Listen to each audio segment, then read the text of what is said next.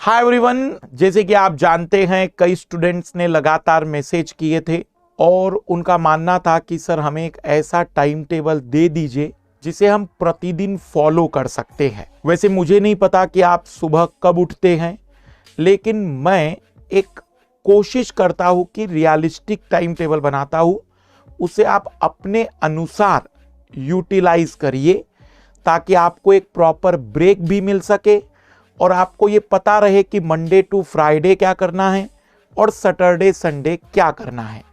अभी जो पहला टाइम टेबल हम बना रहे हैं ये मंडे टू फ्राइडे या मंडे टू सैटरडे है। संडे का कोई टाइम टेबल नहीं बनाएंगे, उसकी आपकी अपनी मर्जी है। तो मान के चलिए कि एक स्टूडेंट है जो ठंड के दिनों में सुबह 6 बजे उठ रहा है, मतलब सुबह 6 बजे उसकी सुबह हो जाती है। तो मेरी रिक्वेस्ट होती है कि देखो भाई, सुबह 6 बजे खास करके ऐसा नहीं है कि नहाना अच्छी बात नहीं, अच्छी बात है, लेकिन अभी फिलहाल में एक कॉम्पिटिटिव एग्जाम की हम तैयारी कर रहे हैं जहां सुबह का टाइम बहुत इंपॉर्टेंट होता है। तो यदि आप अच्छी तरह से मतलब सुबह 6 बजे उठ गए हैं तो ज्यादा से ज्यादा 15 मिनट के अंतर्गत चाय बना लीजिए और अपनी तैयारी में लग जाए। तो सुबह का टाइम हमें बहुत यूटिलाइज करना है। तो सुबह 6 बजे मान के चलिए कि हमारी जीवन का एक तरीके से प्रारंभ होता है। तो 6:15 बजे से लेकर तो 9 बजे तक आप इसमें चाहे तो 5-5 मिनट के ब्रेक ले सकते हैं। ये पहले 3 घंटे की स्टडी काफी इंपॉर्टेंट है। ये खाली पेट करनी है पूरी तरह से। क्यों? क्योंकि इस समय ब्रेन सबसे ज्यादा एक्टिव है। उस सेगमेंट को उठाओ 3 घंटे, मतलब आप समझ गए होंगे कि 2 घंटे 45 मिनट का टाइम है आपके पास। अगर 15 मिनट और भी ब्रेक ले लिया और 2.5 घंटे भी तो बहुत है। 9 की जगह 9:15 बजे लिख भी सकता हूं मैं कि 9:15 बजे तक। इसमें पढ़ेंगे क्या? इसमें आप पढ़ेंगे सबसे टिपिकल सब्जेक्ट, सबसे वीक सब्जेक्ट, सबसे कमजोर, सबसे नया विषय, ताकि आप उसे प्रॉपर तरीके से कवर कर सके जो चीज अधूरी रह गई है। अब 9 बजे से लेकर आप 9:15 बजे से लेकर भी कह सकता हूं मैं, आधे घंटे का ब्रेक लीजिए। 9:30 बजे तक ब्रेक। अगर 9:15 बजे तक पढ़ाई किए तो 15 मिनट का। इसमें क्या करना है? हल्का खाना। हल्का खाना मतलब नाश्ता कर लीजिए। अगर आपको लगता है नाश्ता नहीं है तो कोई भी हल्का फुल्का जो भी आपको थोड़ा सा एनर्जी प्रोवाइड कर सके ऐसी चीज लीजिए। 9:30 बजे से 11:30 बजे तक सी सेट को कवर करिए। बहुत अच्छा टाइमिंग होता है।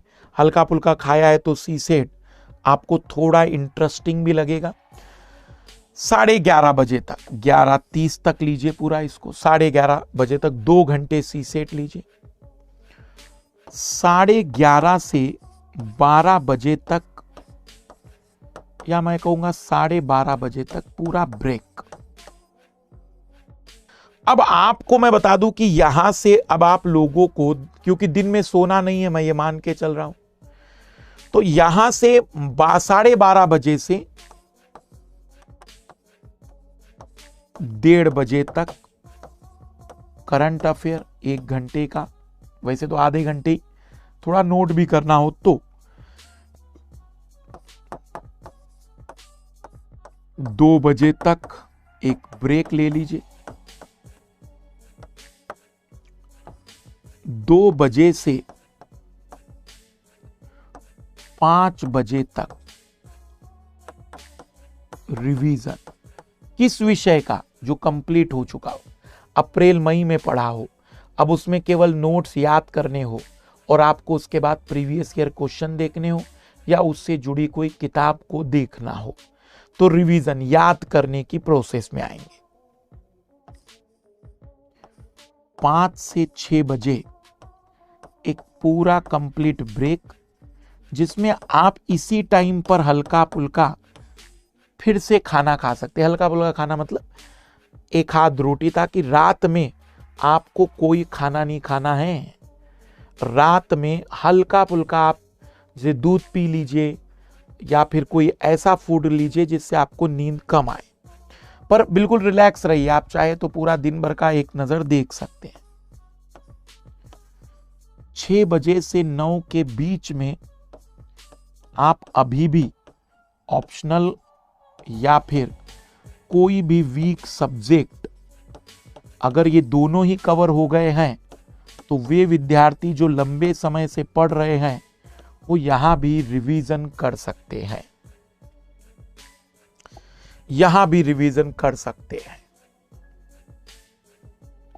अब 9 से 9:30 एक ब्रेक ले लीजिए और 9:30 से 11:30 एक test paper, previous year question या उस सब्जेक्ट से जुड़े क्वेश्चन एटलीस्ट 100 लगाओ, 100 ना सही 80 लगाओ और जो गलत हो रहा है उसको कंप्लीट करो, उसको कंप्लीट। और 100 क्वेश्चन कैसे लगाओगे? ऐसी कॉपी में आप 1 2 3 4 5 लिखते हुए यहाँ ए, यहाँ बी सवाल छोड़ दिया, सी डी फिर सवाल छोड़ दिए, मान के चलो नहीं हो रहे हैं तो ये ऐसे ही सॉल्व करो ताकि तुम्हें पता चले कि तुम कितने क्वेश्चन कर पाए, कितने गलत हो पाए। 11:30 बजे आप सुबह से लेकर शाम तक का दिमाग में बिना कॉपी किताब के रिकॉल करो। 12 बजे नींद ले लो। अब ऐसा मैंने ये नहीं कहा है भी कि आप 3 घंटे में ये जो शुरुआत के पढ़ रहे हैं यहाँ पर आप कोई वीक सब्जेक्ट ही ले। आपको लगता हो तो आप यहाँ पर रिवीजन भी शुरू कर सकते हो अगर आपके सब्जेक्ट पूरे हो गए हो। पर इस समय तो मैं कहूँगा कि सब्जेक्ट पर ही आपका फोकस होना चाहिए, ज़्यादा ज़्यादा अपने सब्जेक्ट कवर करना चाहिए। 9 से 9:30 बजे ब्रेक लीजिए, 9:30 से 11:30 सी सेट। अगर इस समय सी सेट नहीं ले रहे हो तो इस समय तुम सी सेट ले सकते हो और इस समय क्वेश्चन कर सकते हो।